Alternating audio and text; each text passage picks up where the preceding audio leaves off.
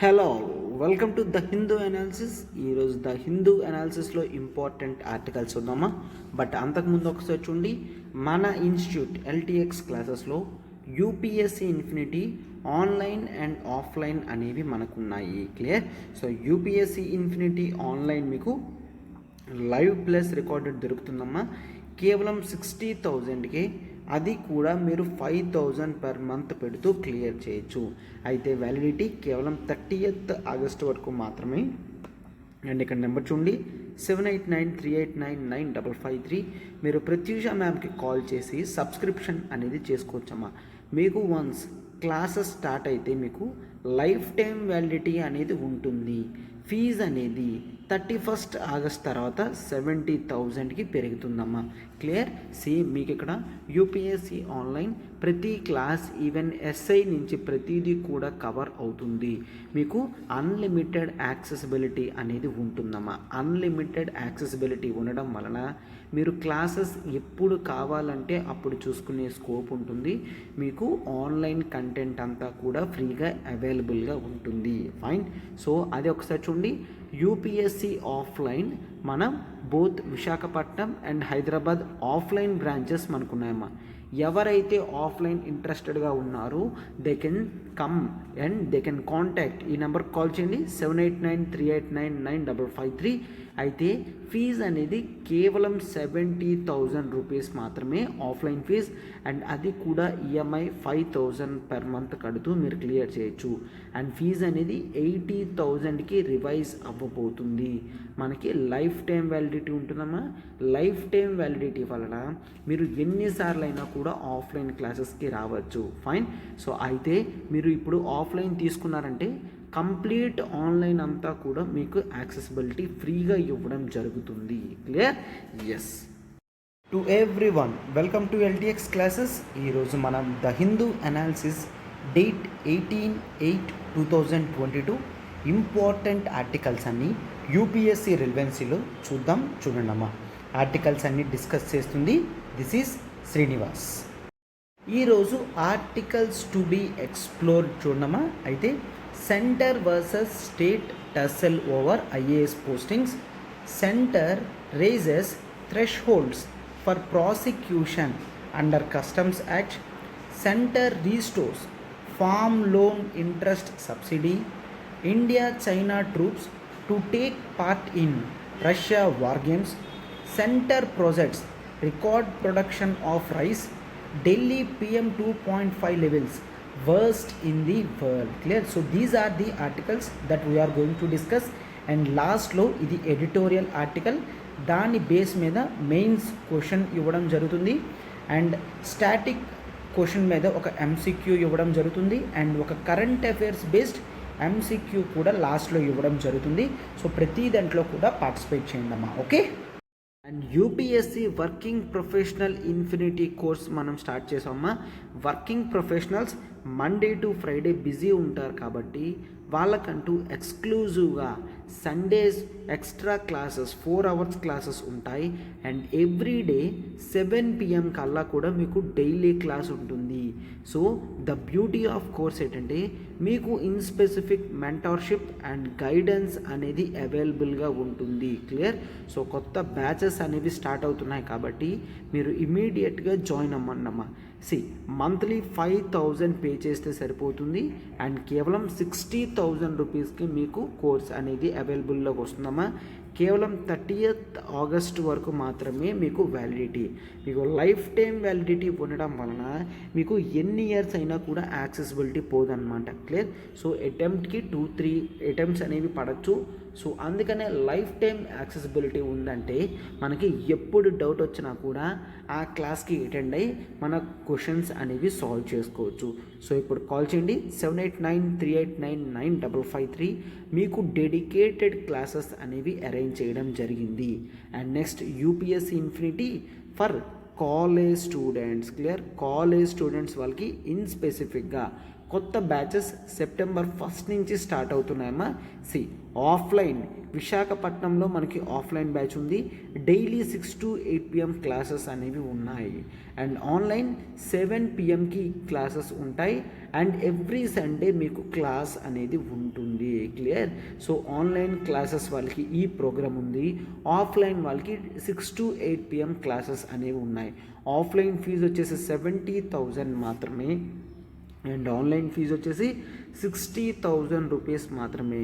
మీకు EMI 5,000 per మంత్తో మీరు హ్యాపీగా దీన్ని క్లియర్ చేయొచ్చు. మీకు ఇదే లైఫ్ టైం వ్యాలిడిటీ వస్తుందమ్మా. క్లియర్? సో 30th ఆగస్ట్ వరకు మాత్రమే మీకు టైం అనేది ఉంటుంది. అండ్ మీరు ఈ నెంబర్కి కాల్ చేయండి, 789-389-9553.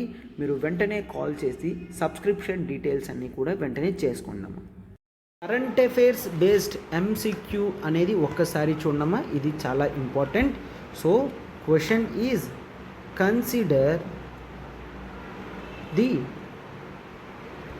Following statements. Clear? Consider the following statements. First statement, Talaq e Hasan. Talaq e Hasan is nullified by Supreme Court, and in Islam females does not have any procedures to revoke the marriage. Clear? ఇస్లాంలో ఫీమేల్స్కి ఎటువంటి power కూడా లేదు మ్యారేజ్ని revoke చేసుకోవడానికి. Clear? అందుకనే 2 statements ఇవ్వడం జరిగింది. So choose the correct option. Choose the correct option.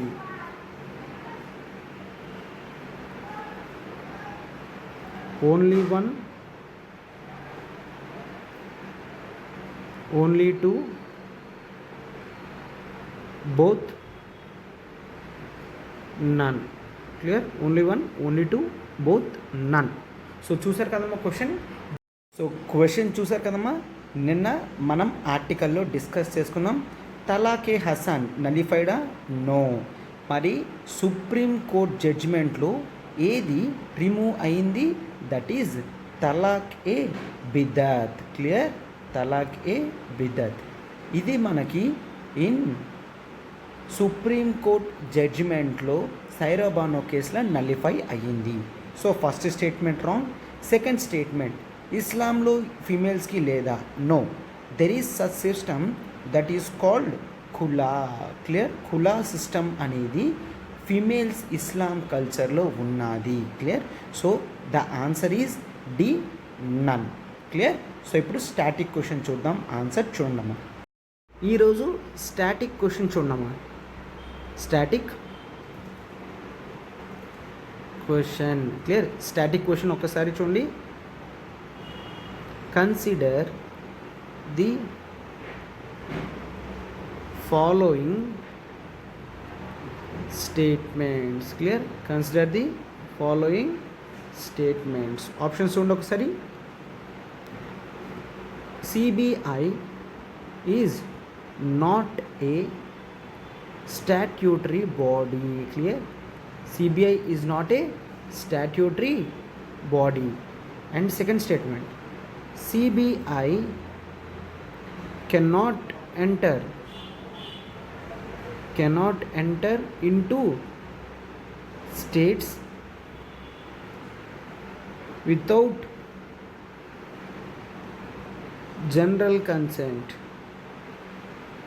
Without general consent from the states.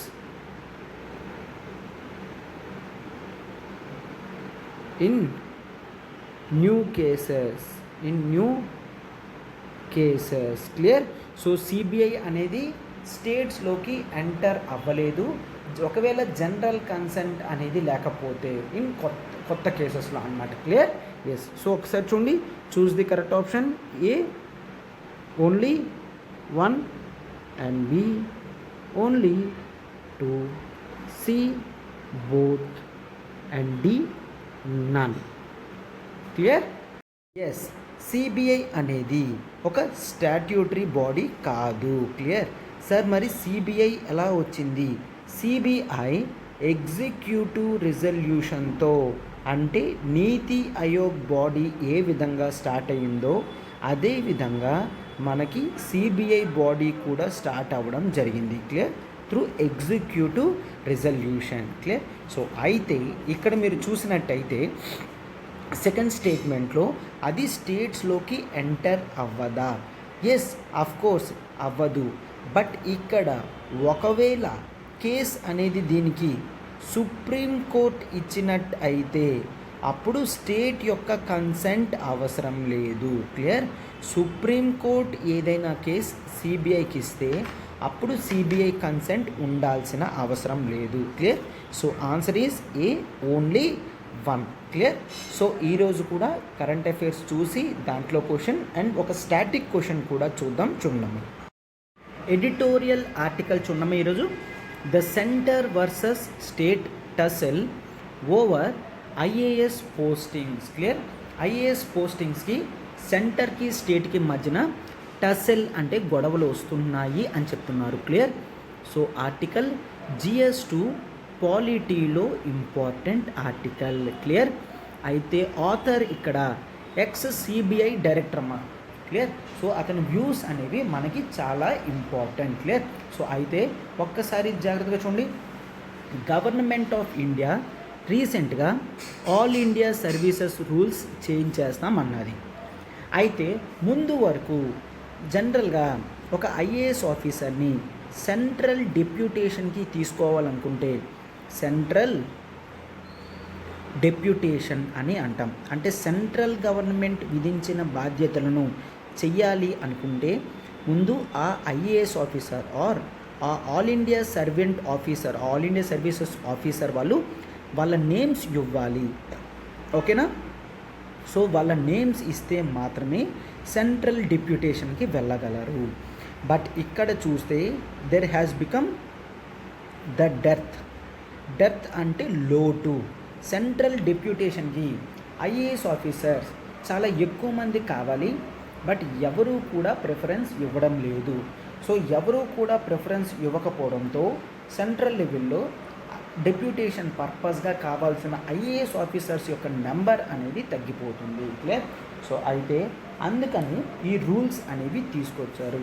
ఇప్పుడు కొత్తగా తీసుకొచ్చిన ఆల్ ఇండియా సర్వీసెస్ రూల్స్ ప్రకారం సెంట్రల్ గవర్నమెంట్ ఇంకా ఆ ఆల్ ఇండియా సర్వెంట్ని అతని పర్మిషన్ అవ్వాల్సిన అవసరం లేదు. సెంట్రల్ గవర్నమెంటే ఆటోమేటిక్గా వాళ్ళని సెంట్రల్ డెప్యూటేషన్ వైపు తీసుకొని వెళ్తుంది. క్లియర్? అయితే రీసెంట్గా చూసినా కూడా కేవలం very less number of people సెంట్రల్కి వెళ్ళి వర్క్ చేస్తామంటున్నారు. అయితే ఎందుకు? ఆథర్ ఇక్కడ ఏం చెప్తున్నారంటే వాళ్ళ వరకు కూడా వాళ్ళు కంఫర్ట్ జోన్ వెతుక్కుంటున్నారు. ఐఏఎస్ ఆఫీసర్స్ వాళ్ళు స్టేట్ క్యాడర్లో ఉంటే ఆ స్టేట్ వాళ్ళకి అలవాటైపోతుంది. సో వేరే ప్లేస్కి వెళ్ళి కష్టపడే బదులా ఉన్న ప్లేస్లోనే వాళ్ళు ఆల్రెడీ ఇన్ఫ్లుయెన్స్ తెచ్చుకుంటారు, ఆ ఇన్ఫ్లుయెన్స్తో బతికేస్తారు. అంటే కంఫర్ట్ జోన్లో ఉంటారు. క్లియర్? అయితే సెంట్రల్ డెప్యూటేషన్కి వెళ్తే వర్క్ లోడ్ పెరుగుతుంది and of course though they get 3 to 5 years of their service in capital. Clear? ఢిల్లీలో వర్క్ చేసే ఛాన్స్ వస్తుంది. క్లియర్? అండ్ నైబరింగ్ స్టేట్స్లో కూడా వర్క్ చేసే ఛాన్స్ వస్తుంది. సో అందుకని ఇప్పుడు జనరల్గా అఫ్కోర్స్ ఇవన్నీ ఉన్న కంఫర్ట్ జోన్ వెతుక్కోవడం వలన కష్టం అవుతుంది అని చెప్తున్నారనమాట. క్లియర్? అయితే మీరు ఇక్కడ చూసినట్టయితే ఇటువంటి చేంజెస్ అనేవి రావాలనే సెంట్రల్ గవర్నమెంట్ ఫోర్స్ఫుల్గా వాళ్ళ పర్మిషన్ కూడా లేకుండా చేంజెస్ అనేది చేయాలని చూస్తుందన్నమాట. క్లియర్? సో అయితే వీటిలో గవర్నమెంట్ ఆఫ్ ఇండియా చేయడం వలన చాలా సాటిస్ఫాక్షన్స్ అనేవి వస్తాయి. ఏంటి? ఒకటి సైకలాజికల్ సాటిస్ఫాక్షన్ వస్తుంది అని చెప్తున్నారు. ఆథర్ ఏం చెప్తున్నారు? సెంట్రల్ గవర్నమెంట్లో వర్క్ చేస్తే సైకలాజికల్ సాటిస్ఫాక్షన్ అంటే చాలా సాటిస్ఫాక్షన్ వస్తుంది, మనం నేషనల్ లెవెల్ పాలసీస్లో ఇంపార్టెంట్ రోల్ ప్లే చేస్తున్నందుకు అని చెప్తున్నారు. అండ్ ఆ తర్వాత కొన్ని క్రిటికల్ ఇష్యూస్లో లైక్ ఎడ్యుకేషన్ కానీ, హెల్త్ కేర్ కానీ, అండ్ ప్రిజర్వేషన్ ఆఫ్ ఎన్విరాన్మెంట్, వీటన్నిటి పాలసీస్లో కూడా క్రిటికల్ రోల్ ప్లే చేస్తాము. అండ్ ఫారెన్ ట్రావెల్స్కి మనకు ఆపర్చునిటీస్ వస్తాయి. అండ్ ఇంటర్నేషనల్ ఏజెన్సీస్తో కలిపి వర్క్ చేయాల్సిన హ్యాపీనెస్ కూడా మనకు వస్తుంది. అది ఎవరికో కానీ రాదు, బట్ సెంట్రల్ డిప్యూటేషన్ మీద వెళితే మనకు ఆ ఛాన్సెస్ వస్తాయి అని చెప్తున్నారు. బట్ ఇన్నున్నా కూడా ఎవరు కూడా అట్రాక్టింగ్గా ఫీల్ అవ్వట్లేదు. ఎందుకు? చాలా లాంగ్ అవర్స్ ఆఫ్ వర్క్ ఉంటుంది, ఎక్స్ట్రీమ్ క్లినికల్ కేర్ ఉంటుంది, అండ్ ఆ తర్వాత రిపోర్ట్స్ ఎప్పటికప్పుడు సబ్మిట్ చేయాలి. చిన్న మిస్టేక్ వచ్చినా చిన్న మిస్టేక్స్ ఉన్నా ఎక్కువ రెస్పాన్సిబిలిటీ తీసుకోవాలి. అండ్ కొన్నిసార్లు డైరెక్ట్గా ప్రైమ్ మినిస్టర్కి రిపోర్ట్ చేయాలి. కాబట్టి ఎక్స్ట్రీమ్ కేర్ అనేది చాలా ఇంపార్టెంట్ అని చెప్తున్నారనమాట. క్లియర్? సో అయితే ఇక్కడ జనరల్గా డెప్యూటేషన్కి ఎవరు వెళ్ళకపోవడం వలన చాలా తక్కువ నెంబర్ ఆఫ్ పీపుల్ వెళ్ళడంతో గవర్నమెంట్ మినిస్ట్రీస్లో కూడా ప్రాబ్లమ్స్ వస్తున్నాయి అని చెప్తున్నారనమాట. క్లియర్? సో అందుకనే ఇక్కడ ఈవెన్ వాటిలోనే కాదు, ఐఏఎస్ ఆఫీసర్స్లోనే కాదు, ఐపీఎస్ ఆఫీసర్స్ని కూడా జనరల్గా వీళ్ళు సిఆర్పిఎఫ్ హెడ్గాను, సిబిఐలోని, నేషనల్ ఇన్వెస్టిగేషన్ ఏజెన్సీస్లోని, బోర్డర్ సెక్యూరిటీ ఫోర్స్లోని, and central industrial security force, వీటన్నిటిలో కూడా ఐపీఎస్ ఆఫీసర్స్నే హై పొజిషన్స్లో ఉంచడం జరుగుతుంది. క్లియర్? అయితే ఇక్కడ మీరు చూస్తే ఐపీఎస్ వాళ్ళకి ఇస్తాము అంటే ఐపీఎస్ రావట్లేదు, బట్ మరొక సైడ్ మినిస్ట్రీ ఆఫ్ హోమ్ కింద సిఆర్పిఎఫ్ కానీ, సిఐఎస్ఎఫ్ కానీ, బిఎస్ఎఫ్ కానీ ఉంటారు. బట్ వాళ్ళు మాత్రం నాన్ ఐపీఎస్ క్యాడర్ కదా, వాళ్ళు మాత్రం రిక్వెస్ట్ చేస్తున్నారు, హై పొజిషన్స్ అనేవి మాకు ఇవ్వండి, మీరు మాకు ఇవ్వడం లేదు, మేము చాలా వరకు కష్టపడి ఉన్నా కూడా మాకు ఇవ్వడం లేదు అని అంటున్నారు. క్లియర్? అయితే ఆల్ ఇండియా సర్వీసెస్ అపాయింట్మెంట్స్ ఎలా జరుగుతున్నాయమ్మా? ల్యాక్స్ ఆఫ్ పీపుల్ ఎగ్జామ్ రాస్తారు, 1000 కన్నా పోస్ట్ ఓవరాల్గా ఇంటర్వ్యూ వరకు సెలెక్ట్ అయి ఉంటారు. అవునా? వాళ్ళందరికీ స్టేట్ క్యాడర్స్ ఇస్తారు, ఆ స్టేట్స్లో హ్యాపీగా ఉంటున్నారు. క్లియర్? బట్ సెంట్రల్ సర్వీసెస్కి రావాలనుకుంటే మాత్రం ఎవరు కూడా వెళ్ళడం లేదు అని చెప్తున్నారన్నమాట. సో అందుకనే అటువంటి క్యాడర్ అనేది చేంజ్ అవ్వాలి, సెంట్రల్ గవర్నమెంట్ ఎంపవర్ అవడంలో తప్పు లేదు అని అంటున్నారన్నమాట. క్లియర్? సో చాలా వరకు మిస్టేక్స్ అనేవి చేస్తున్నారు. ఏంటని? కొంత బెనిఫిట్ ఉంటేనే వెళ్తాను అన్నట్టు చూస్తున్నారు. బట్ మీరు ఎప్పుడైతే మీ సర్వీసెస్ని సెంట్రల్ గవర్నమెంట్లో చేయాలనుకుంటారో అప్పుడే మీ రోల్ మీరు వెంటనే చేయాల్సి వస్తుందన్నమాట. క్లియర్? సో అందుకనే స్టేట్స్ కూడా ఈ ఆల్ ఇండియా సర్వీసెస్ చేంజింగ్కి యాక్సెప్ట్ చేయాలి అని చెప్తున్నారు. And IAS officers, all India services officers కూడా democratic and responsive public administration in the country రావాలి అంటే సెంట్రల్ సర్వీసెస్లో వీళ్ళు ఇంపార్టెంట్ రోల్ ప్లే చేయాలి అని చెప్తున్నారనమాట. క్లియర్? సో ఇదమ్మా ఆర్టికల్, ఎడిటోరియల్ ఆర్టికల్. దీంట్లో లాస్ట్లో మనం ఒక మెయిన్స్ బేస్డ్ ఎంసీక్యూ కూడా చేద్దాము. ఓకేనా? సో నెక్స్ట్ ఆర్టికల్కి వెళ్తున్నాం. చూడండి, మన దగ్గర యూపీఎస్సీ ఇన్ఫినిటీ మాత్రమే కాదమ్మా, ఆప్షనల్ ఇన్ఫినిటీ కూడా ఉంటుంది. మనకి ఇక్కడ ఆప్షనల్ చూడండి, public administration and PSIR Suresh sir deal చేస్తారు, and sociology Karthikeya sir deal చేస్తారు, and anthropology is dealt by me, this is Srinivas, and Telugu literature Seethapathi sir deal చేస్తారమ్మా. క్లియర్? సో అయితే మీకు ఫీజ్ రికార్డెడ్ క్లాసెస్ వచ్చేసరికి 25,000 మాత్రమే, లైవ్ ప్లస్ రికార్డెడ్ 30,000 రూపీస్ మాత్రమే, and EMI 5,000 per మంత్తో మీకు ఇది క్లియర్ అవుతుంది. ఫైన్. సో ఇక్కడ నెంబర్ చూడండి, 7893899553. ప్రత్యూష మ్యామ్కి కాల్ చేసి వెంటనే సబ్స్క్రిప్షన్ తీసుకోగలరమ్మా. ఒక్కసారి చూడండి, ఈ ఫీజ్ అనేది 30th ఆగస్ట్ వరకు మాత్రమే వ్యాలిడిటీ, మీకు లైఫ్ టైం వ్యాలిడిటీ ఉంటుందమ్మా. ఫైన్. సో ఆప్షనల్ ఆంథ్రోపాలజీ వచ్చేసరికి నేనే డీల్ చేస్తాను, అండ్ సిలబస్ మొత్తం కూడా 4 to max 5 monthsలో కంప్లీట్ అవుతుంది. సో మీరు ఎగ్జామినేషన్ కల్లా అట్లీస్ట్ 3 times రివిజన్ అవుతుంది. And the beauty of course ఏంటి అంటే మీకు రెగ్యులర్ బేసిస్ మీద ఆన్సర్స్ అనేది లైవ్గా క్లాస్లో రాస్తారు. సో మీకు ఆన్సర్ రైటింగ్ ప్రాక్టీస్ కూడా కోర్స్లో కంప్లీట్ అయిపోతుంది. అంటే 5 months కల్లా మీకు నోట్స్ కంప్లీట్ అయిపోతుంది, ఆన్సర్ రైటింగ్ కూడా కంప్లీట్ అయిపోవడంతో మీరు బెస్ట్ ఆన్సర్స్ని ప్రొడ్యూస్ చేయగలరు. క్లియర్? ఎస్. అండ్ ఒక్కసారి చూడండి, ఇక్కడ test series for UPSC optionals మనం స్టార్ట్ చేస్తున్నామా. ఆప్షనల్స్లో టెస్ట్ సిరీస్ స్టార్ట్ చేస్తున్నాం. PSIR and sociology, anthropology, public administration మనం స్టార్ట్ చేస్తున్నాం. ఫీజు కేవలం 10,000 రూపీస్ మాత్రమే.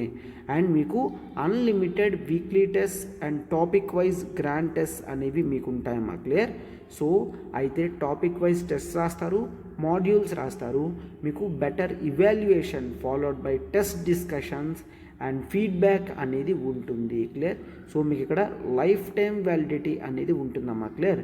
సో లైఫ్ టైం వ్యాలిడిటీ ఉండడం వలన మీరు ఎన్నిసార్లు అయినా కూడా, ఎన్ని ఎగ్జామ్స్ అయినా కూడా వీక్లీ బేసిస్ మీద రాస్తూ మీ స్కిల్ బిల్డింగ్ అనేది చేసుకోవచ్చు. Clear? So this is the very important course for your skill building. ఖచ్చితంగా మీరు మెయిన్ ఇంపార్టెంట్గా చూడాల్సింది ఏంటంటే ఆన్సర్ రైటింగ్.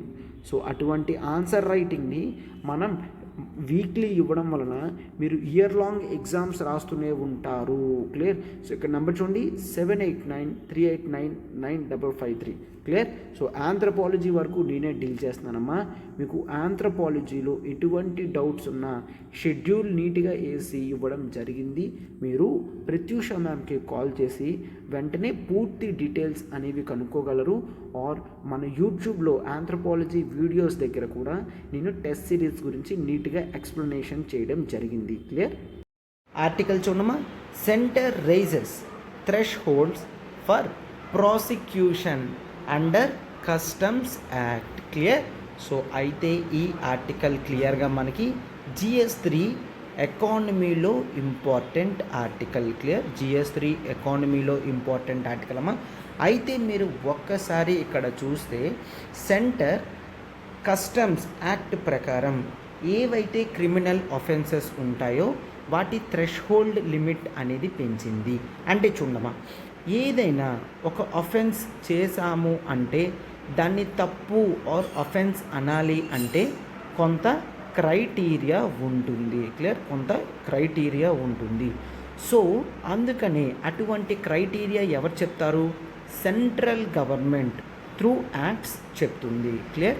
సో ఇక్కడ కూడా అలానే కస్టమ్స్ యాక్ట్ ప్రకారం యాక్చువల్లీ ముందు వరకు కూడా స్మగ్లింగ్కి, అంటే దేన్నైనా స్మగ్లింగ్ అని ఎప్పుడు అంటాము, ఆర్ ఎప్పుడైనా దేన్నైనా ఇల్లీగల్ ఇంపోర్ట్స్ అని ఎప్పుడు అంటాము. Illegal imports. So product value అనేది ఎప్పుడైతే 20 lakhs నుంచి, ఇప్పుడు 20 lakhs ముందు వరకు ఉండేది, ఇప్పుడు 20 lakhs నుండి 50 lakhsకి పెంచారు. అంటే స్మగ్లింగ్ మోర్ దాన్ 50 lakhs చేస్తేనే కస్టమ్స్ యాక్ట్ ప్రకారం దాన్ని స్మగ్లింగ్ అని అంటారు. అయితే ఇల్లీగల్ ఇంపోర్ట్స్ అంటే ఏంటి? ఇంపోర్ట్ వాల్యూ కూడా 50 lakhs దాటి ఉండి కస్టమ్స్ అఫీషియల్స్కి ఇన్ఫార్మ్ చేయకపోతే దాన్ని అఫెన్స్ అంటాం. అయితే ఇంపోర్ట్ చేసుకోవడం మిస్టేక్ కాదు, బట్ అయితే అఫీషియల్స్కి చెప్పి, కస్టమ్స్ అఫీషియల్స్కి చెప్పి చేయాల్సిన పేమెంట్స్ అనేవి చేసి ఇంపోర్ట్ చేసుకుంటే అది ఎంత వర్త్ అమౌంట్ అయినా కూడా చేసుకోవచ్చు. క్లియర్? అర్థమవుతుందమ్మా? అయితే స్మగ్లింగ్ కానీ ఇల్లీగల్ ఇంపోర్ట్స్ కానీ ఇంతవరకు 20 lakhs ఉండేది, ఇప్పుడు 20 lakhs నుంచి 50 lakhs వరకు పెంచడం జరిగింది. అవునా? సో అయితే ఇక్కడ మీరు మరొక లిమిట్ కూడా పెంచారు. ఏంటి? ఏదైనా ఒక ఫ్రాడ్ని, కమర్షియల్ ఫ్రాడ్ అనాలి అంటే ముందు వరకు 1 crore వాల్యూ ఉండేది, ఇప్పుడు 2 crores పెంచారు. అంటే దేన్నైనా ఒక కమర్షియల్ ఫ్రాడ్ అని ఎప్పుడు అంటాము? crores వర్త్ దాట్ ఉంటేనే దాన్ని కమర్షియల్ ఫ్రాడ్ అని అంటాము. క్లియర్? అయితే ఇప్పుడు జనరల్గా చూడమా, ఇక్కడ పిక్చర్లో కూడా మనకి గోల్డ్ బార్స్ చూపిస్తున్నారు, అవునా? సో అయితే ఒక్కసారి చూడండి, ఫారెన్ వెళ్తాము, ఫర్ ఎగ్జాంపుల్ దుబాయ్ వెళ్తాం. దుబాయ్ వెళ్తే దుబాయ్లో గోల్డ్ ఐటమ్స్ అన్నీ చాలా ఎక్కువ ఉంటాయి. అండ్ ఇండియాతో కంపేర్ చేసుకుంటే దుబాయ్లో గోల్డ్ ప్రైసెస్ అనేవి చాలా తక్కువ. ఓకేనా? గోల్డ్ ప్రైస్ అనేది ఇండియాతో పోల్చుకుంటే దుబాయ్లో తక్కువ. సో ఎలానో దుబాయ్కి వెళ్ళారు కదా అని మీరు అక్కడ గోల్డ్ ఐటమ్ కొనుక్కున్నారు అనుకోండి, లెట్స్ టేక్ కొన్ని జ్యువెలరీస్ కొనుక్కున్నారు. అయితే వాటిని ఇండియాకి తీసుకొని రావచ్చా? ఎస్, అఫ్కోర్స్, ఖచ్చితంగా ఇండియాకి తీసుకొని రావచ్చు. బట్ మీకు కేవలం ఎంత అమౌంట్ ఆఫ్ గోల్డ్ మాత్రమే తీసుకొని రావాలి అని చెప్తారు. క్లియర్? సో అంత అమౌంట్ లోపల గోల్డ్ తీసుకొస్తే మీరు కస్టమ్స్ అఫీషియల్స్ ఇన్ఫార్మ్ చేయాల్సిన లేదు, ఎటువంటి ఎక్స్ట్రా పేమెంట్ కూడా చేయకుండా గోల్డ్ అనేది తెచ్చుకోవచ్చు. అయితే మీకు ఫర్ ఎగ్జాంపుల్ ఒక 100 grams గోల్డ్ తెచ్చుకోవచ్చు అని చెప్పారనుకోండి, బట్ మీరు మాత్రం 25 kgs ఆఫ్ గోల్డ్ బ్యాగ్లో పట్టుకొని వస్తున్నారు. అయితే తీసుకొని రావచ్చా? ఎస్, బట్ ఖచ్చితంగా మీరు కస్టమ్స్ అఫీషియల్స్కి ఇన్ఫార్మ్ చేసి ఆ 25 kgsకి కూడా కస్టమ్స్ వాళ్ళు ఎటువంటి పేమెంట్ రూల్స్ రెగ్యులేషన్స్ ప్రకారం చేయమంటారు. అది చేస్తే మీకు అరెస్ట్ కానీ ఏమీ ఉండదు, మీరు హ్యాపీగా గోల్డ్ని పట్టుకు వెళ్ళచ్చు. బట్ ఎప్పుడైతే కస్టమ్స్ అమౌంట్ అనేది పే చేస్తామో అప్పుడు ఇండియాలో ఉన్న గోల్డ్కి దుబాయ్లో ఉన్న గోల్డ్కి చేంజ్ ఉండదు. ఫర్ ఎగ్జాంపుల్ 100 grams గోల్డ్ ఇండియాలో let's take 1 lakh rupees. Clear? 1 lakh. అది దుబాయ్లో అది కేవలం 90,000 మాత్రమే. అంటే 100 gramsకి 10,000 రూపీస్ డిఫరెన్స్ వస్తుంది, అవునా? అంటే మీరు 100 grams మాత్రమే తీసుకొని రావాలి. మీరేమనుకుంటారు, ఓకే ఒక 1 kg తెచ్చుకున్నానంటే నాకు ఒక 1 lakh ప్రాఫిట్ వస్తుంది అని అనుకుంటారు, అవునా? 1 lakh ప్రాఫిట్ వస్తుంది ఒక 1 kg తెచ్చుకుంటే అని. బట్ మీరు కేవలం 100 grams తెచ్చుకోవడానికి మాత్రమే ఎలిజిబుల్ కాదు. మీరు 1 kg తెచ్చుకుంటే మీకు కస్టమ్స్ అఫీషియల్స్ వాళ్ళు కొంత పేమెంట్ అనేది చేయమంటారు. ఆ పేమెంట్ ఎంత ఉంటుంది? ఆ పేమెంట్ దాదాపుగా 80,000 దాకా మీరు పే చేయాలి. సో మీరు 1 lakh ప్రాఫిట్ వస్తుంది అనుకుంటే పేమెంట్ కస్టమ్స్ వాళ్ళు 80,000 చేయమన్నారంటే కేవలం ఆ 20,000 ప్రాఫిట్ గురించి 1 kg గోల్డ్ చాలా కష్టపడి కరెన్సీ ఎక్స్చేంజ్ చేసి అంత తెచ్చుకోవడం అనేది చాలా రిస్క్, అవునా? అర్థమవుతుందమ్మా? అంటే కస్టమ్స్ అఫీషియల్స్కి చెప్పి మనం తెచ్చుకోవచ్చు, అవి ఆ లిమిట్స్ అనేవి ఇక్కడ చెప్తున్నారు. అంటే మీరు ఎప్పుడైనా గోల్డ్ తెచ్చారనుకోండి 50 lakhs లోపల, ఇప్పుడు దాన్ని స్మగ్లింగ్ అని అన్నారు. అదే 50 lakhs దాటితేనే స్మగ్లింగ్ అని అంటారు. క్లియర్? అదే ఇల్లీగల్గా ఏవైనా ఇంపోర్ట్ చేసుకుంటున్నారంటే అది ఇప్పుడు కొన్ని 50 lakhs వరకు పెట్టారు. అండ్ దేన్నైనా కమర్షియల్ ఫ్రాడ్ అని 2 crores దాటే అంటారు అని చెప్తున్నారనమాట. క్లియర్? సో అయితే ఇవన్నీ కూడా సెంట్రల్ గవర్నమెంట్ ఇవ్వడం జరిగింది. సో డోంట్ కన్ఫ్యూజ్, ఎవరు ఇచ్చారంటే that is nothing but central government rules అనేది 2 circulars రిలీజ్ చేసింది. క్లియర్? అయితే ఇండియాలో కస్టమ్స్ గురించి చూసుకునే బాడీ ఏంటి? That is CBIC. సిబిఐసి అంటే ఏంటి? Centre for board, central board for indirect taxes,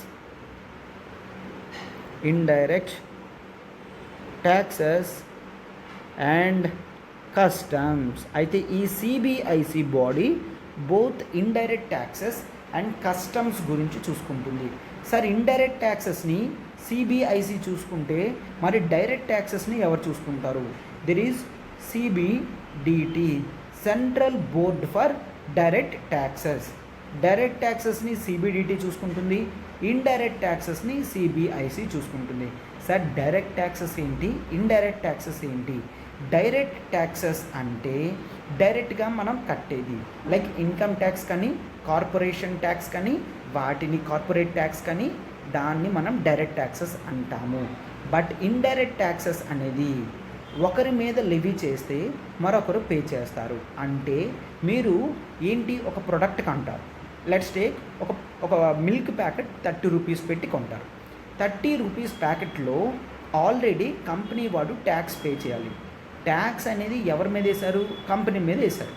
but ఆ ట్యాక్స్ ఎవరి దాకా ట్రాన్స్ఫర్ అవుతూ వచ్చింది, కన్జ్యూమర్ దాకా వచ్చింది, అవునా? సో దీని మీనింగే ఇది మనం చూస్తాము. క్లియర్? సో డైరెక్ట్ ట్యాక్స్కి example income tax and corporate tax అంటాం. ఇండైరెక్ట్ ట్యాక్సెస్కి ఎగ్జాంపుల్ మనం జిఎస్టీ కానీ వాటిని చెప్తాము. Clear? Other type of levies అవన్నీ కూడా ఇండైరెక్ట్ ట్యాక్సెస్ అని అంటాము. క్లియర్ కదమ్మా ఆర్టికల్? సో క్లియర్గా రీసెంట్గా కస్టమ్స్ ఈ సిబిఐసి వాళ్ళు సర్క్యులర్స్ పెట్టి రిలీజ్ చేయడం జరిగింది. అయితే మరొకటి చూడండి అమ్మా, ఈ సిబిఐసి వాళ్ళు అండర్ విచ్ మినిస్ట్రీ, మనకి ప్రిలిమ్స్లో అవే కదా అడుగుతారు. It is under ministry of finance. Clear? Ministry of finance కంట్రోల్లో సిబిఐసి బాడీ ఉంటుంది. అయితే మినిస్ట్రీ ఆఫ్ ఫినాన్స్లో ఏ డిపార్ట్మెంట్లో ఉంటుంది? It is under department of revenue. Clear? Department of రెవెన్యూలో సిబిఐసి బాడీ ఉంటుంది. క్లియర్? సో చూసారు కదమ్మా ఆర్టికల్, ఇది చాలా ఇంపార్టెంట్. ఈ థ్రెషోల్డ్ లిమిట్స్ ఎప్పుడైతే పెంచడం జరిగిందో, థ్రెషోల్డ్ లిమిట్స్ అంటే నథింగ్ బట్ క్రైటీరియా ఎప్పుడైతే పెంచడం జరిగిందో ఇటువంటివి యూపీఎస్సీలో వచ్చే ఛాన్సెస్ ఉన్నాయి. క్లియర్? సో అందుకే ఆర్టికల్ తీసుకున్నాం. బట్ అయితే మీరు ఇక్కడ ఒకసారి చూస్తే ఇక్కడ థ్రెషోల్డ్ లిమిట్స్ అనేవి కేవలం వీటికే పనికొస్తాయి తప్ప, ఒకవేళ మీరు ఫేక్ కరెన్సీ చేంజ్ చేస్తున్నారంటే 100 రూపీస్ కాదు 1000 రూపీస్ ఎంత అమౌంట్ అయినా కూడా అది ఇల్లీగల్గానే వస్తుంది. ఫేక్ కరెన్సీ నోట్స్లోని మీరు ఆర్మ్స్ అండ్ ఎమ్యునేషన్స్ చేంజ్ చేసిన ఆర్ యాంటిక్స్, యాంటిక్ అంటే ఏంటి, పురాతన వస్తువు. ఫర్ ఎగ్జాంపుల్ మీరు ఒక ప్రోడక్ట్ని స్మగిల్ చేశారు, ఓకే, ఒక పురాతన వస్తువుని స్మగ్లింగ్ చేసినప్పుడు సార్ ఇది వాల్యూ 50 lakhs కన్నా తక్కువ కదా, ఇప్పుడు దీన్ని స్మగ్లింగ్ అనరు. నో, పురాతన వస్తువుల్ని ఎప్పుడు మార్చినా కూడా అది స్మగ్లింగ్గానే వస్తుంది. ఫర్ ఎగ్జాంపుల్ ఒక గన్, ఒక చిన్న పిస్టల్ వాల్యూ ఒక 5 lakhs ఉండొచ్చు. ఆ 5 lakhs లోపల ఉంది కదా, దీన్ని ఇల్లీగల్ ఇంపోర్ట్ అని అనరు అంటే నో. అది ఎంత అమౌంట్ అయినా కూడా ఈ ఫేక్ కరెన్సీ కానీ, ఆర్మ్స్ ఎమ్యునిషన్స్ కానీ, ఎక్స్ప్లోజివ్స్ కానీ, యాంటిక్స్ కానీ, వైల్డ్ లైఫ్ ఐటమ్స్ కానీ వీటన్నిటికీ కూడా ఎటువంటి లిమిట్ అనేది ఇవ్వలేదు. అంటే అవి 100 రూపీస్ వర్త్ ప్రొడక్ట్ అయినా కూడా ఖచ్చితంగా పనిష్ చేసే అధికారం సిబిఐసి కస్టమ్స్ అఫీషియల్స్కి ఉంటుంది under customs act. Clear? I think I have made some sense in this article. Clear? So ఇప్పుడు మనం మన నెక్స్ట్ ఆర్టికల్కి వెళ్తున్నాం. చూడమ్మా, నెక్స్ట్ ఆర్టికల్ చూడమ్మా. Centre restores farm loan interest subsidy as rates rise. Clear? So అయితే ఒక్కసారి ఇది జాగ్రత్తగా చూడండి. ఈ ఆర్టికల్ మనకి GS3 ఎకానమీలో ఇంపార్టెంట్ ఆర్టికల్. క్లియర్? సో అయితే ఇక్కడ ఇంట్రెస్ట్ సబ్సిడీ అని అంటున్నారు, సెంట్రల్ గవర్నమెంట్ మళ్ళీ తీసుకొచ్చింది అంటున్నారు. ఒక్కసారి చూడమా, మనం ఇండియాలో ఫార్మర్స్ పరిస్థితి మనకి తెలుసు. చాలా వరకు కూడా పూర్ ఫార్మర్స్ ఎక్కువ మంది ఉంటారు, అవునా? Poor farmers. Various data reports ఏం చెప్తున్నాయంటే లిటరలీ 82% ఆఫ్ ఫార్మర్స్ వాళ్ళకి కేవలం లెస్ దాన్ 2 hectares. క్లియర్? కేవలం less than 2 hectares of land మాత్రమే ఉంది. So this is the condition of our farmers. Clear? అంటే వాళ్ళు చాలా పూర్. అయితే ప్రతి క్రాప్ సీజన్కి కూడా వాళ్ళకి ఇన్పుట్స్ కావాలి. అంటే ఇన్పుట్స్ అంటే సీడ్స్ కానీ, ఫర్టిలైజర్స్ కానీ, పెస్టిసైడ్స్ కానీ అంటాము. క్లియర్? సో అయితే ఇక్కడ ఈ ఇన్పుట్స్ని అన్నిటినీ వాళ్ళు పర్చేస్ చేయాలి. అది మాత్రమే సరిపోతుందా? సరిపోదు. మెకనైజేషన్ కూడా కావాలి. మెకనైజేషన్ అంటే ఏంటి? వేరియస్ మిషనరీ ఫార్మింగ్ ఫీల్డ్లో కావాల్సినవి. క్లియర్? ట్రాక్టర్ కానీ, హ్యాపీ సీడర్ మిషన్ కానీ, డ్రిల్లింగ్ మిషన్స్, వేరియస్ మిషన్స్ అన్నీ కూడా మనం దీంట్లో యూజ్ చేస్తాము. అవునా? ఎస్. అయితే వీటన్నిటికీ లాట్స్ ఆఫ్ అమౌంట్ అనేది ఖర్చు అవుతుంది.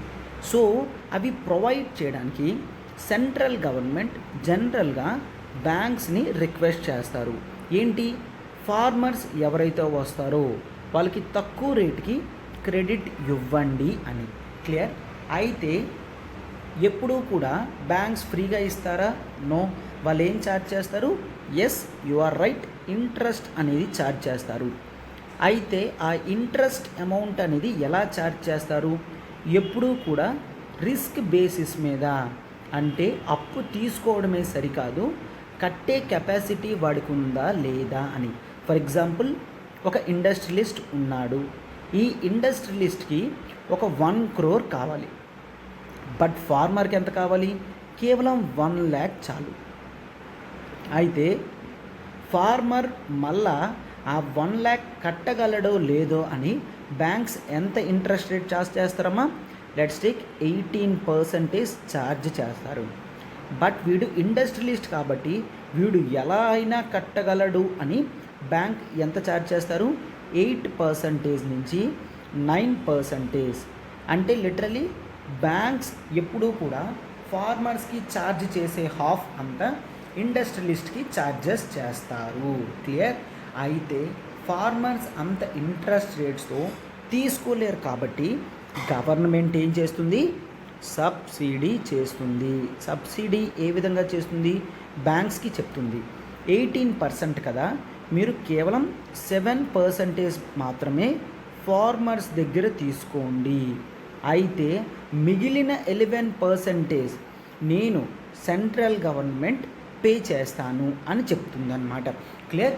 సో అందుకని ఫార్మర్స్ ఎవరైతే వచ్చి ఇంట్రెస్ట్ అడుగుతారో వాళ్ళకి కేవలం 7%కే ఇవ్వడం జరుగుతుంది. మిగిలిన 11% గవర్నమెంట్ కడుతుంది. క్లియర్? సో అయితే ఇదంతా జరుగుతుంది. రీసెంట్గా ఆర్బీఐ ఏం చేసింది? ఆర్బీఐ తన పాలసీ రేట్స్, క్లియర్, కొన్ని policy rates, for example repo rate అని ఉంటుంది. క్లియర్? అంటే ఈ అమౌంట్తో, ఈ రెపో రేట్తో బ్యాంక్స్ జనరల్గా ఆర్బీఐ దగ్గర నుంచి డబ్బులు తెచ్చుకుంటారు. ఈ రెపో రేట్ తక్కువ అవడం వలన బ్యాంక్సే ఫార్మర్స్ దగ్గర 7% డైరెక్ట్గా ఛార్జ్ చేస్తుంది. సో సబ్సిడీ కింద సెంట్రల్ గవర్నమెంట్ ఏం పెట్టలేదు. ఇప్పుడు ఈ అమౌంట్ అనేది 7% నుంచి 8.5%కి పెంచింది. బట్ జనరల్గా గవర్నమెంట్ ఎంత ఉంచాలనుకుంటుంది? 7% ఉంచాలనుకుంటుంది. కాబట్టి ఆ గ్యాప్ అయిన 1.5%ని ఇప్పుడు సెంట్రల్ గవర్నమెంట్ సబ్సిడీ చేస్తాను అని చెప్పింది. క్లియర్? సో అర్థమైంది కదమ్మా? ఇంట్రెస్ట్ సబ్సిడీ అనేది ఎవరిస్తున్నారు? సెంట్రల్ గవర్నమెంట్ ఇవ్వడం జరుగుతుంది. దాని గురించే ఇక్కడ మాట్లాడుతున్నారు. అయితే గవర్నమెంట్ 35,000 crores ఇవ్వడం జరిగింది. లాస్ట్ ఇయర్ కన్నా 2022-23, 24-25 ఆ 1 ఇయర్కి 35,000 crores ఇస్తాను. ఆ 1.5% ఏదైతే పెరిగిందో అది నేను పే చేస్తాను అని చెప్పడం జరిగిందనమాట. క్లియర్? సో ఎందుకు పే చేసింది బ్యాంక్? రెపో రేట్ ఆర్బీఐ పెంచడం వలన ఆటోమేటిక్గా ఇంట్రెస్ట్ రేట్స్ కూడా పెరిగాయి. క్లియర్? సో అయితే ఈ ఇంట్రెస్ట్ సబ్వెన్షన్ అనేది జాగ్రత్తగా చూడమా, వీళ్ళందరికీ కూడా అప్లై అవుతుందన్నమాట.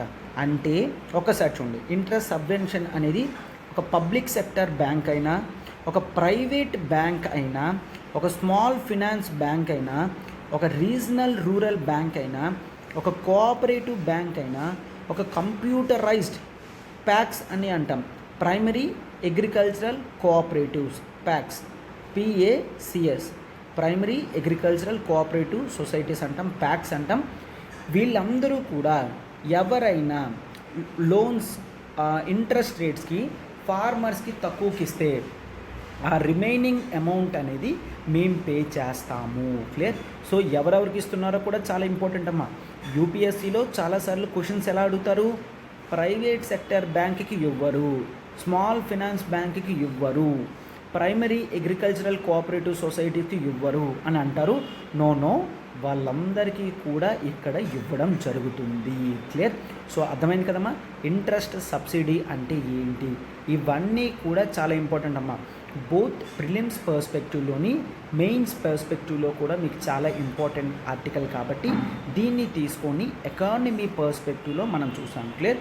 మనకి ఎకానమీలో క్లియర్గా అగ్రికల్చర్ పార్ట్ అనేది ఉంటుంది.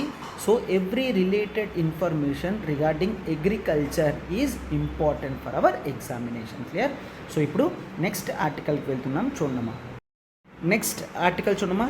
India China troops to take part in Russia war games in Vostok. Clear? So ఈ ఆర్టికల్ మనకి GS2 ఇంటర్నేషనల్ రిలేషన్స్లో ఇంపార్టెంట్ ఆర్టికల్. క్లియర్? సో అయితే ఇక్కడ వోస్తోక్ అనే ఏరియా ఎక్కడుంది? That is in Russia. Clear? అయితే రష్యా వార్ గేమ్స్ అనేది start చేస్తుంది. సార్ వార్ గేమ్స్ అంటే ఏంటి? వార్ గేమ్స్ అంటే nothing but military drills. Clear? So military డ్రిల్స్ని వార్ గేమ్స్ అని అంటాము. దీస్ ఆర్ లైక్ ఇక్కడ కంట్రీస్ నుంచి వచ్చిన ట్రూప్స్, మిలిటరీ కానీ నేవీ కానీ ఎయిర్ ఫోర్స్ కానీ ఏ ట్రూప్స్ అయినా కూడా ఇక్కడ హోల్డ్ అవుతాయి, ఇక్కడ వార్ గేమ్స్ ఆడతాయి. వాళ్ళకు ఉన్న కెపాసిటీస్ అన్నీ కూడా మిగిలిన కంట్రీస్కి చూపిస్తారు. ఇంటర్నేషనల్ లెవెల్లో వాళ్ళ కంట్రీ యొక్క పవర్ ప్రొజెక్షన్స్ కూడా జరుగుతాయి. అండ్ ఇవే కాదమ్మా, కంట్రీ టు కంట్రీ రిలేషన్స్ కూడా డీపెండ్ అవుతాయి. క్లియర్? సో అయితే ఇక్కడ ఇటువంటివి మెయిన్ ఎందుకు తీసుకొస్తారు అంటే సిగ్నిఫికెన్స్ ఉండమా. Significance of these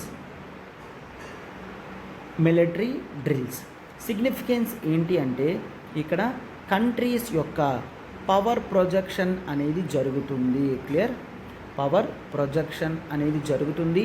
and countries ఎవరైతే పార్టిసిపేట్ చేస్తారో వాళ్ళ ఫ్రెండ్లీ రిలేషన్స్ అనేవి డెవలప్ అవుతాయి. క్లియర్? ఫ్రెండ్లీ రిలేషన్స్ అనేవి డీపెన్ అవుతాయి. అండ్ కంట్రీస్ యొక్క మిలిటరీ ఎక్విప్మెంట్ అనేది అదర్ కంట్రీస్ వాళ్ళకు కూడా యూసేజ్లోకి వస్తుంది. ఫర్ ఎగ్జాంపుల్ ఇప్పుడు ఇండియా రష్యా వార్ గేమ్స్ చేస్తున్నాయి. రష్యన్ ఎక్విప్మెంట్స్ అన్నీ మన వాళ్ళకి ఏ విధంగా యూజ్ చేయాలో తెలుస్తుంది.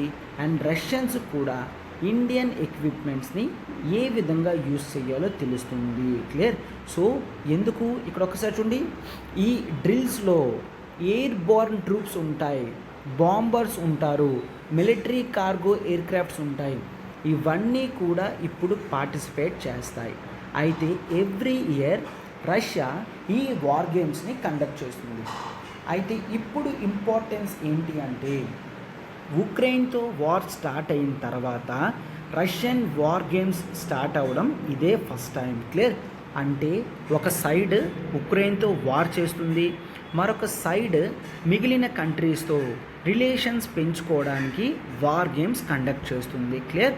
సో ఆ రీజియన్ వోస్తోక్ చాలా ఇంపార్టెంట్ అమ్మా, గుర్తుంచుకోండి రష్యాలో ఉంటుందని. క్లియర్? సో అయితే ఈ వార్ గేమ్స్ చాలా ఇంపార్టెంట్ అని చూసాం. అంటే రష్యా వరల్డ్ లెవెల్లో ఎటువంటి రిలేషన్ చూపించాలనుకుంటుంది? నేను చాలా వరకు ప్రతి కంట్రీతో కూడా ఫ్రెండ్లీగానే ఉంటాను, అన్లెస్ నాతో రిలేషన్స్ అనేవి బ్యాడ్ చేయకపోతే నేను మొత్తం గుడ్గానే ఉంటాను అని చెప్తుంది. అంటే ఉక్రెయిన్ మాత్రమే రాంగ్ చేసింది కాబట్టి ఉక్రెయిన్తో వార్ చేస్తున్నాను, బట్ మిగిలిన కంట్రీస్ నాతో ఫ్రెండ్లీగా ఉంటున్నాయి కాబట్టి నేను ఇవి చేస్తున్నాను. బట్ రష్యా వైపు ఆలోచిస్తే రష్యాకి ఇటువంటి వార్ గేమ్స్ చాలా ఇంపార్టెంట్. ఎందుకు? దీంట్లో వేరియస్ కంట్రీస్ అన్నీ పార్టిసిపేట్ చేస్తాయి. సో దాంతో Russian influence in these regions అనేది యుఎస్ఏకి తెలుస్తుంది. అండ్ ఆ తర్వాత రష్యా వెస్టర్న్ శాంక్షన్స్ వేసినప్పటికీ కూడా ఈ కంట్రీస్ అన్నీ కూడా రష్యాకి సపోర్ట్ చేస్తున్నాయి అని చూపించుకుంటుంది. అండ్ రష్యాకి ఈ టైంలో తన ఆయిల్ని కొనడానికి వేరియస్ కంట్రీస్ వాళ్ళు కావాలి, అవునా? సో ఆ ఆయిల్ని ఎలా కొంటున్నారు, ఎప్పుడు కొంటున్నారు అనే డిస్కషన్స్ కూడా ఇటువంటి టైంలో చేసుకుంటారు. అండ్ రష్యాకి చాలా వరకు తన ఫ్రెండ్స్ని డైవర్సిఫై చేయడానికి ఇటువంటి వార్ గేమ్స్ హెల్ప్ అవుతాయి. క్లియర్? అండ్ ఒక్కసారి చూడండి, ఇటువంటి వార్ గేమ్స్లో రష్యా తనకున్న మిలిటరీ ఎక్విప్మెంట్, మిలిటరీ పవర్ని వరల్డ్ అంతా చూపిస్తుంది. కాబట్టి వరల్డ్ కూడా రష్యన్ ఆర్మ్స్ అండ్ ఎమ్యునిషన్స్ని ఇంపోర్ట్ చేసుకోవడానికి ఆలోచిస్తారు. క్లియర్? సో రిలేషన్స్ని డీపెన్ చేయడానికి, ప్రాగ్మాటిక్గా ఉండడానికి, ఫ్రెండ్లీ కోఆపరేషన్ ఉండడానికి అండ్ మిలిటరీ కోఆపరేషన్ ఉండడానికి అండ్ స్ట్రాటజిక్ కోఆర్డినేషన్ అనేది పెంచుకోవడానికి. Clear? Then what is this strategic coordination? Clear? అంటే ఇక్కడ స్ట్రాటజిక్ కోఆర్డినేషన్ అంటే nothing but neighbouring కంట్రీస్తోని important relations hold చేయడం. ఇప్పుడు ఇండియాతో గుడ్ రిలేషన్స్ అనేవి రష్యా మెయింటైన్ చేస్తే ఇండియన్ ఓషన్లో ఏదైనా అవసరమైతే ఇండియా వెంటనే చేస్తుంది. దాన్నే స్ట్రాటజిక్ కోఆర్డినేషన్ అని అంటారు. క్లియర్? అర్థమవుతుందమ్మా? సో ఇటువంటి రిలేషన్స్ అనేవి పెంచుకోవడానికి రష్యా ఈ వార్ గేమ్స్ అనేవి స్టార్ట్ చేస్తుంది. అయితే ఇక్కడ ఆర్టికల్లో ఆథర్స్ ఏం చెప్తున్నారంటే yes, both India and China కూడా వీటిలో పార్టిసిపేట్ చేస్తున్నాయి. బట్ ఈ రెండు కంట్రీస్ ఒకే దగ్గర పార్టిసిపేట్ చేస్తున్నాయా లేదంటే వేరే వేరే ఏరియాస్లో చేస్తున్నాయా తెలియదు. ఎందుకు? ఆల్మోస్ట్ 13 ట్రైనింగ్ గ్రౌండ్స్ అనేవి 13 గ్రౌండ్స్ అనేది రష్యా ఓకే చేసింది. ఈ 13 గ్రౌండ్స్లో వార్ గేమ్స్ అవుతాయి. అయితే ఇండియా చైనా ఒకే గ్రౌండ్లో చేస్తాయా వేరే గ్రౌండ్స్లో చేస్తాయా అనేది మనం చూడాలి ఇక్కడ. క్లియర్? సో అయితే ఇండియా చైనా ఎందుకు చేసారంటే 2020లో ఎల్ఏసి దగ్గర ఇండియాకి చైనాకి ఇష్యూస్ వచ్చాయి. కొన్ని రీజియన్స్ లైక్ హాట్ స్ప్రింగ్స్ కానీ, దెప్చాంగ్ కానీ అండ్ డెమ్చోక్ కానీ. క్లియర్? సో ఈ రీజియన్స్ అన్నీ కూడా దెప్సాంగ్, డెమ్చోక్, హాట్ స్ప్రింగ్, ఈ రీజియన్స్లో ఇప్పటికీ చైనాకి ఇండియాకి క్లాషెస్ ఉన్నాయి. సో అందుకని వాళ్ళు ఈ విధంగా చేస్తున్నారు. అండ్ మనం కూడా ఆ రిలేషన్స్ అనేవి నార్మల్ అవ్వాలంటే ఈ ఏరియాస్ని ఆక్యుపై చేసుకున్న చైనా వెంటనే బ్యాక్ అవ్వాలి అని చూస్తున్నాం అన్నమాట. క్లియర్? సో ఇది important article from international relations. Clear? So ఇప్పుడు నెక్స్ట్ ఆర్టికల్ చూడమ్మా. The ultimate answer writing course for UPSC launch చేయడం జరిగింది. ఇక్కడ మనకి both static plus dynamic cover అవుతాయి. 1250 marks GS 1 to 4 and SA cover అవుతాయి. Daily answer writing, corrections and feedbacks ఉంటుంది. And dynamic topics from editorials, Yojana and Kurukshetra cover అవుతుంది. And online fee వచ్చేసి కేవలం 10,000 రూపీస్ మాత్రమే. క్లియర్? ఆన్లైన్ ఫీజు వచ్చేసి కేవలం 10,000 మాత్రమే. అండ్ ఇక్కడ చూడండి 7893899553. మీకు ఇక్కడ ఇది లైఫ్ టైం వ్యాలిడిటీ ఉంటుందమ్మా. Clear? So life time validity ఉండడం వలన మీకు చాలా బెనిఫిట్ అవుతుంది. ఫైన్. అండ్ ఇక్కడ ఒకసారి చూడండి, టెస్ట్ సిరీస్ అనేవి యూపీఎస్సీ మెయిన్స్కి అనుగుణంగా ఒక బెస్ట్ స్కిల్ బిల్డింగ్ ప్రోగ్రామ్ తీసుకొచ్చాం. That available for your both offline and online. Offline అయితే కేవలం హైదరాబాద్లో, ఆన్లైన్ అయితే మీరు ఎక్కడైనా ఇంటి దగ్గర కూర్చొని రాయొచ్చు. మనకి ఇక్కడ జిఎస్ 1, 2, 3, 4 అండ్ ఎస్ఐ కవర్ అవుతాయి. ఫీజు వచ్చేసి కేవలం 15,000 రూపీస్ మాత్రమే. క్లియర్? మీకు ఇక్కడ అన్లిమిటెడ్ వీక్లీ టెస్ట్ ఉంటాయి. Topic wise and grand test అనేవి ఉంటాయి. మీకు పూర్తి ఇవాల్యుయేషన్, టెస్ట్ డిస్కషన్స్ అండ్ ఫీడ్బ్యాక్తో ఇవ్వడం జరుగుతుంది. క్లియర్? మనకి ఇక్కడ ఈఎంఐ 5,000 పర్ మంత్తో మీకు ఉంటుందమ్మా. లైఫ్ టైం వ్యాలిడిటీతో మీకు కోర్స్ అనేది రావడం వలన మీరు ఎన్నిసార్లు అయినా కూడా ఎగ్జామ్స్ వీక్లీ బేసిస్తో రాస్తూనే ఉంటారు. క్లియర్? సో అయితే ఇక్కడ నెంబర్ చూడండి, ఈ నెంబర్కి కాల్ చేసి వెంటనే మీరు సబ్స్క్రిప్షన్ అనేది తీసుకోండమ్మా. 7893899553. ఈ ఆర్టికల్ చూడమ్మా. ఈ article Delhi PM 2.5 levels worst in the world. Clear? అయితే ఈ ఆర్టికల్ మనకి GS 3 ఎన్విరాన్మెంట్లో ఇంపార్టెంట్ ఆర్టికల్, అవునా? GS3 ఎన్విరాన్మెంట్లో important article. అయితే ఒక్కసారి చూడండి, ఇక్కడ PM 2.5 అని అంటున్నారు. క్లియర్? సో PM 2.5 అంటే ఏంటి? పార్టిక్యులేట్ మ్యాటర్ అని అంటాము. క్లియర్?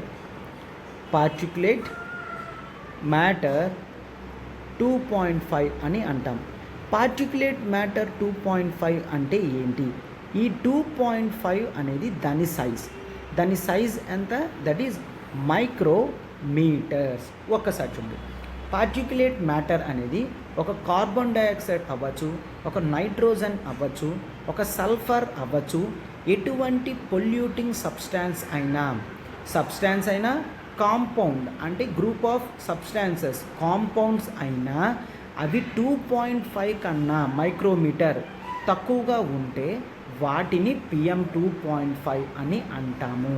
అంటే కేవలం కార్బన్ డైఆక్సైడే వస్తుంది, సల్ఫరే వస్తుంది, నైట్రిక్ యాసిడ్స్ కాంపౌండ్సే వస్తాయి, అలా ఏ విధంగా లేదమ్మా. ఏదైనా కూడా పార్టిక్యులేట్ మ్యాటర్ అని అంటున్నాం, అందుకనే. క్లియర్? సో అది ఓజోన్ సబ్స్టాన్సెస్ అయినా ఏదైనా ఒక మ్యాటర్ లెస్ దాన్ 2.5 ఉంటే దాన్ని PM 2.5 అని అంటాం. సార్ 2.5 మైక్రోమీటర్స్ అంటే అంత చిన్నదా అంటే then take example, human hair follicle ఏదైతే ఉంటుందో అది 50 మైక్రోమీటర్స్ కన్నా ఎక్కువ ఉంటుంది. క్లియర్? అంటే 50 మైక్రోమీటర్స్ ఉంటే హెయిర్ ఫాలికల్ అంటాం. దానిలో మనం 5% అంటే ఒక హెయిర్ ఫాలికల్లో ఉన్న థిక్నెస్ కన్నా 5% మాత్రమే పార్టిక్యులేట్ మ్యాటర్ ఉంటుంది. కాబట్టి ఇది చాలా స్మాల్గా ఉంటుంది. సో ఇది ఎంత స్మాల్గా ఉంటే అంత డేంజర్. ఎందుకు? It can clearly effect the lungs of human beings. Clear? డైరెక్ట్గా హ్యూమన్ లంగ్స్లోనే ఎఫెక్ట్ అవుతుంది. క్లియర్? సో ఇది there is other substance that is called PM 10 అంటే పార్టిక్యులేట్ మ్యాటర్ 10. సో PM 10 అంటే 10 మైక్రోమీటర్స్ ఉంటుంది. క్లియర్? సో 10 మైక్రోమీటర్స్ కన్నా 2.5 micrometres అనేది చాలా తక్కువ. ఏ సబ్స్టాన్సెస్ అయితే 2.5 లెస్ దెన్ 2.5 ఉంటాయో ఇవి అంత డేంజర్గా మనం చూస్తామన్నమాట. క్లియర్? సో అయితే ఇక్కడ ఈ పార్టిక్యులేట్ మ్యాటర్ అనేది హెయిర్ ఫాలికల్కి 5% మాత్రమే ఉంటాయి.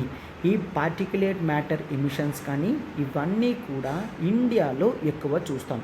ఇవన్నీ కూడా పొల్యూటింగ్ సబ్స్టాన్సెస్ అని చూస్తాం, అవునా? ఎందుకు పొల్యూటింగ్ అంటే వీటిని ఆపడం చాలా కష్టం. ఎందుకంటే ఈవెన్ ఒక మాస్క్ పెట్టుకున్నా particularly designed to control PM 2.5 అయితే మాత్రం కానీ 2.5 సబ్స్టాన్సెస్ని ఆపలేదు.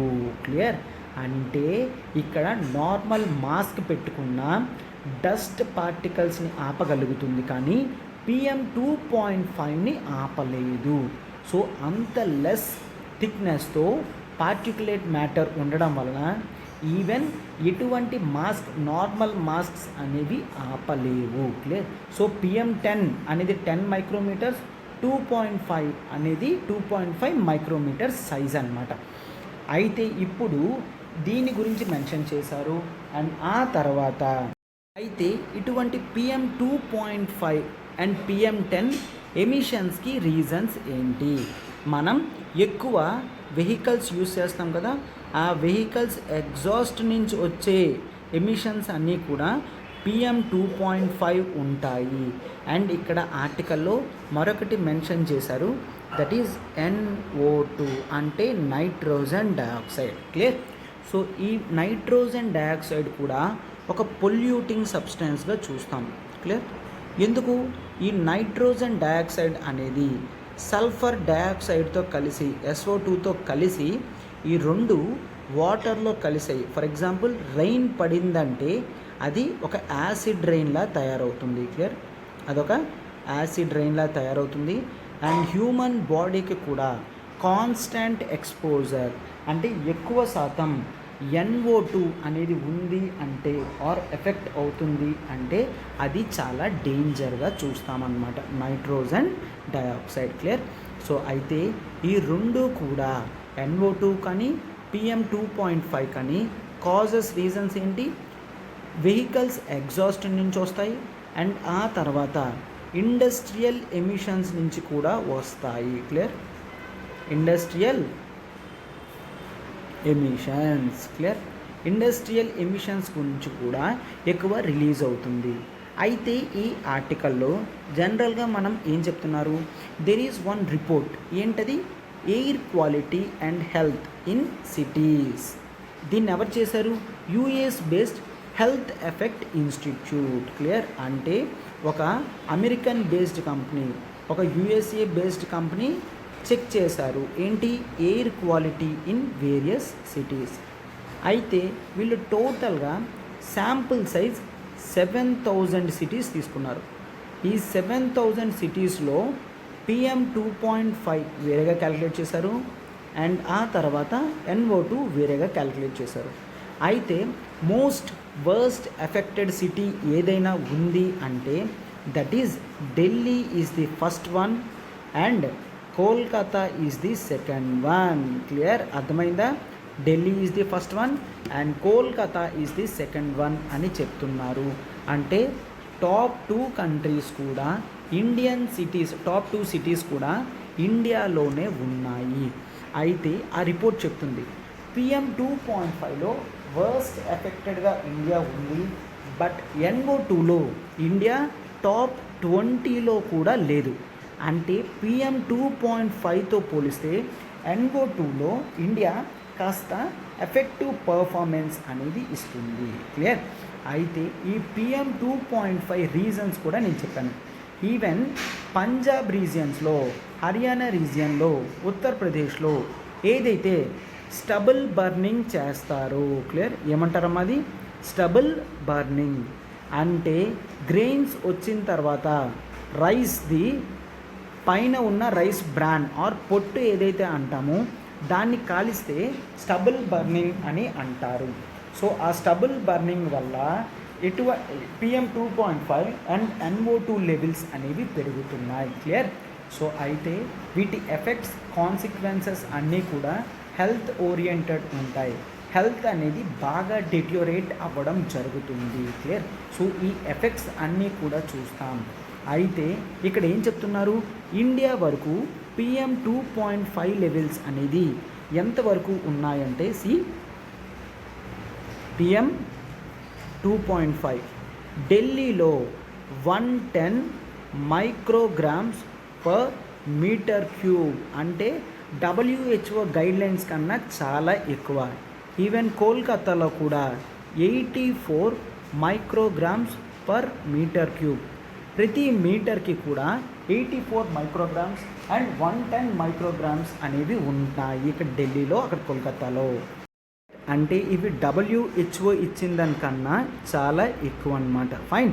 సో అయితే ఇది మనం చాలా వరకు NO2 లెవెల్స్ అనేవి చూసుకుంటే, clear? See regarding NO2 levels. NO2 levels ప్రకారం చాలా డెవలప్డ్ నేషన్స్లో, క్లియర్? ఇండియాలో కాదు, డెవలప్డ్ నేషన్స్ అనేవి టాప్ 20లో ఉన్నాయి. అక్కడ వాళ్ళకి 40 మైక్రోగ్రామ్స్ పర్ మీటర్ క్యూబ్, ప్రతి మీటర్కి 40 మైక్రోగ్రామ్స్ NO2 ఉన్నది. అయితే ఇండియాలో ఒకసారి చూస్తే చైనా కూడా ఇండియా కన్నా ఎక్కువ ఉంది, 20 micrograms. Clear? 20 micrograms per metre cube and 20 to 40 micrograms China ఉంది. బట్ ఇండియా మాత్రం బాగా పర్ఫామ్ చేస్తూ 20 మైక్రోగ్రామ్స్ పర్ మీటర్ క్యూబ్ ఉన్నది. అయితే WHO గైడ్లైన్స్ ప్రకారం NO2 లెవెల్స్ అనేది 10 మైక్రోగ్రామ్స్ పర్ మీటర్ క్యూబ్ ఉండాలి. ఇండియా డబుల్ చేస్తే చైనా కానీ ఇండియాకి డబుల్ చేస్తున్నాయి and developed countries more than 40 micrograms ఉంటున్నాయి. క్లియర్? సో అయితే ఇవన్నీ కూడా మనం ఏం చూస్తాము? వీళ్ళు డెవలప్మెంట్ అనేది NO2 లెవెల్స్కి సంబంధం లేకుండా చేస్తున్నారు. బట్ ఇండియా తనకు వీలైనంత వరకు NO2 లెవెల్స్ని కంట్రోల్ చేయడానికి చూస్తుంది. అండ్ PM 2.5 లెవెల్స్ కూడా ఇలా ఉంటున్నాయన్నమాట. క్లియర్. సో ఇది ఎన్విరాన్మెంట్లో ఇంపార్టెంట్ ఆర్టికల్ కాబట్టి టోటల్గా ప్రతిదీ కూడా ఇక్కడ డిస్కస్ చేయడం జరిగింది. ఫైన్. సో ఇప్పుడు నెక్స్ట్ ఆర్టికల్కి వెళ్తున్నాం. చూడండి, ఇది ఒక ఇన్ఫర్మేటివ్ ఆర్టికల్ అన్నమాట. చూడండి, centre projects record production of rice. Clear. So అయితే ఇక్కడ సెంట్రల్ గవర్నమెంట్ లాస్ట్ ఇయర్తో పోల్చుకుంటే టోటల్ గ్రెయిన్స్ ప్రొడక్షన్ అనేది total grains production 315.72 million tons. Clear. 311.572 million tons of grains production అనేది ఇండియాలో ఉంది. లాస్ట్ ఇయర్తో పోల్చుకుంటే అది 5 మిలియన్ టన్స్ దగ్గర ఎక్కువ. క్లియర్. సో అయితే ఇక్కడ మీరు చూసుకుంటే సెంట్రల్ గవర్నమెంట్ కూడా ఈ ఇయర్ యావరేజ్ లాస్ట్ 5 ఇయర్స్ యావరేజ్తో పోల్చుకుంటే 25 మిలియన్ టన్స్ ఎక్కువ. లాస్ట్ 5 ఇయర్స్ యావరేజ్ కన్నా ఫుడ్ ప్రొడక్షన్ మనకి ఎక్కువ. అయితే అందులో టోటల్గా రైస్ ఎక్కడికి వచ్చింది? రైస్ ఎక్కువ శాతం గ్రో అయ్యింది. 130 మిలియన్ టన్స్ 130 మిలియన్ టన్స్ అనేది మనకి రైస్. అండ్ ఆ తర్వాత వీట్ ప్రొడక్షన్ చూసుకుంటే 106 మిలియన్ టన్స్. అయితే ఇక్కడ ప్రిలిమ్స్ బేసిస్లో ఇదే ఇంపార్టెంట్ అమ్మా. మనకి ఒకవేళ ఎప్పుడైనా నార్త్ ఇండియా కల్టివేషన్ మొత్తం వీట్ అవుతుంది కదా, వీటే ఎక్కువ ప్రొడక్షన్ అంటే no, it is rice. Rice ప్రొడక్షనే వీట్ కన్నా మనకి ఎక్కువ. And most of the rice అనేది మనకి ఎక్స్పోర్ట్ వెళ్తుంది. అండ్ ఆ తర్వాత మనకి కోర్స్ సీరియల్స్ వస్తాయి. క్లియర్. సో కోర్స్ సీరియల్స్ ఎంత ఉంటున్నాయి? That is 50 million tons. Clear. 50 million tons వరకు వీళ్ళని మనం చూస్తాము. అయితే ఇక్కడ ప్రొడక్షన్ అనేది పెరుగుతుంది. సో సెంట్రల్ గవర్నమెంట్ వెంటనే వీటి మీద యాక్షన్స్ తీసుకోవాలి, లేదంటే మనకి లాస్ అవుతుందన్నమాట. అయితే చూడండి, రికార్డ్ ప్రొడక్షన్ అనేది ఏ ప్రొడక్ట్స్లో వచ్చిందమ్మా? రైస్లో రికార్డ్ ప్రొడక్షన్ వచ్చింది, మెయిజ్లో పెరిగింది, గ్రామ్లో పెరిగింది, పల్సెస్లో పెరిగింది, ర్యాప్ సీడ్స్ అని అంటాం, అండ్ మస్టర్డ్లో పెరిగింది, ఆయిల్ సీడ్స్లో పెరిగింది, అండ్ షుగర్ కేన్లో కూడా గ్రోత్ అనేది పెరిగింది. అయితే వీటిని పెరిగాయి కాబట్టి ప్రైసెస్ పెరిగాయి కాబట్టి ప్రొడక్షన్ పెరిగింది కాబట్టి వెంటనే గవర్నమెంట్ వీటిని ఎక్స్పోర్ట్ చేయాలి. క్లియర్. సో ఎక్స్పోర్ట్ డెడికేటెడ్గా మెషర్స్ తీసుకోకపోతే లోకల్ లెవెల్లో వీటి ప్రైసెస్ అనేవి పడిపోయే ఛాన్స్ ఉంటుంది. బట్ ఈ టైంలో వీటి ప్రొడక్షన్ అనేది చాలా ఇంపార్టెంట్. ఎందుకు? మనం రెగ్యులర్గా ఆర్టికల్స్ చూస్తున్నాం. ఏంటని? మనకి ఇన్ఫ్లేషన్, రీటైల్ ఇన్ఫ్లేషన్ అనేది పెరుగుతుంది. రీటైల్ ఇన్ఫ్లేషన్ అంటే ఏంటి? యావరేజ్ ప్రైసెస్ ఆఫ్ ప్రొడక్ట్స్ అనేవి పెరుగుతున్నాయి. బట్ ఎప్పుడైతే ప్రొడక్షన్ పెరుగుతుందో డిమాండ్ అలానే ఉంటుంది కాబట్టి వీటిది ప్రైసెస్ ఆటోమేటిక్గా కిందకు వస్తాయన్నమాట. అంటే ప్రైసెస్ ఖచ్చితంగా వీటి వల్ల తగ్గే ఛాన్సెస్ అనేవి ఉంటాయి. క్లియర్. సో అదే ఎక్స్పోర్ట్ చేసామంటే మనకి ఇదే టైంలో ఫార్మర్స్కి ఎక్కువ రెవెన్యూ వస్తుంది, అండ్ గవర్నమెంట్కి కూడా కావాల్సిన ఫారెన్ ఎక్స్చేంజ్ కూడా వస్తుంది. అవునా? ఎప్పుడైతే ఎక్స్పోర్ట్ చేస్తామో మనకి దానికి ఫారెన్ ఎక్స్చేంజ్ కూడా వస్తుంది. Clear.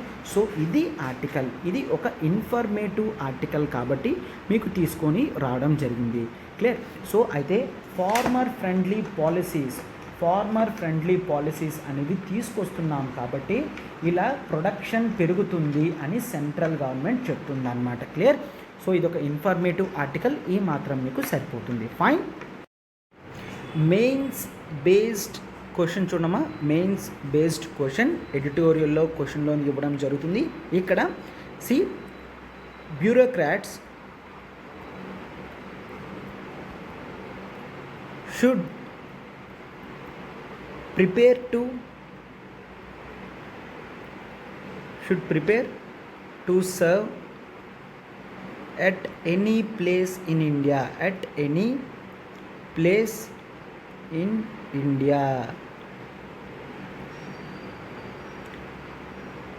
in the light of recent changes that brought in all India service, AIS అంటే all India service category comment. Clear. So ఈ ఆన్సర్ మీరు 150 మార్క్స్కి 150 వర్డ్స్కి 10 మార్క్స్లో ఆన్సర్ రాయండమ్మా. 150 వర్డ్స్ 10 మార్క్స్. క్లియర్. చాలా కొద్దిగా మంది మెయిన్స్ ఆన్సర్స్లో పార్టిసిపేట్ చేస్తున్నారు, but I encourage more number of people to do participate in these questions. ఒక కరెంట్ అఫైర్స్ బేస్డ్ ఎంసిక్యూ అనేది చూడమ్మా. సి క్లియర్గా question, consider the following statements. Clear. Consider the following statements. Clear. So అయితే first statement, PM 2.5 is more harmful. Clear.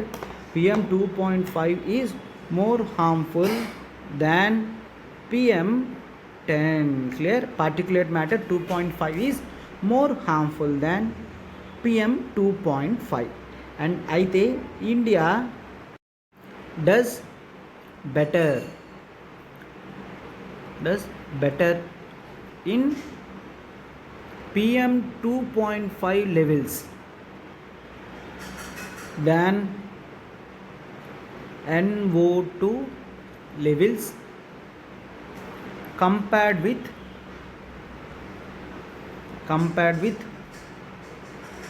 developed state. Clear.